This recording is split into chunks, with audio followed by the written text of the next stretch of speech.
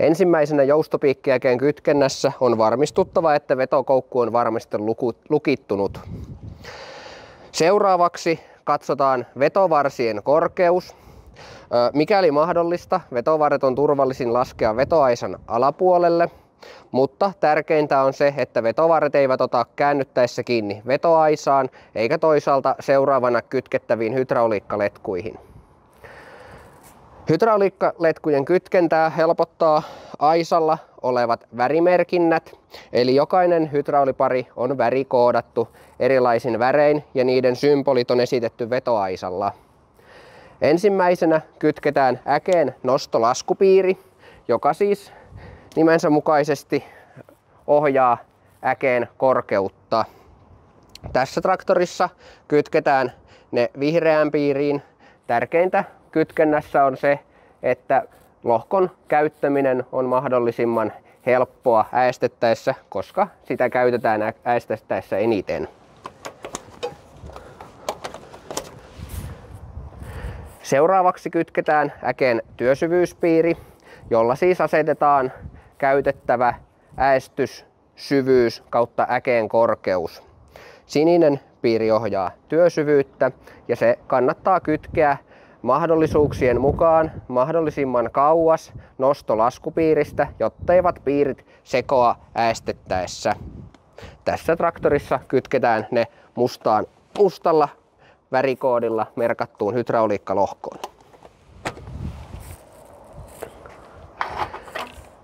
Hydrauliikkaletkujen nippusidemerkinnät kertovat myös, onko kyseessä meno- vai paluupiiri.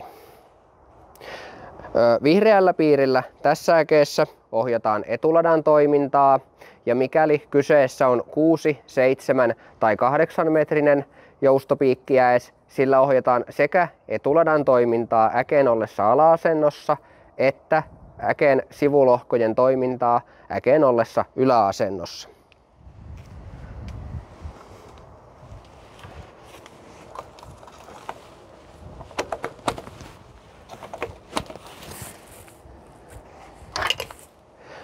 Näissä 900 ja 1000 mallisissa master-äkeissä sivulohkojen taitolle on oma hydrauliikkapiirinsä ja se on merkattu mustin värisymbolein.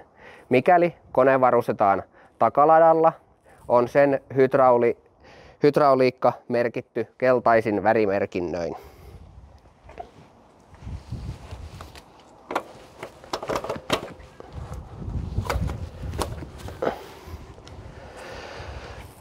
Hydrauliikkaletkujen värimerkinnät kuvaavat siis aina paria ja siellä on miinus- ja pluspuoli merkitty eri määrällä nippusiteitä.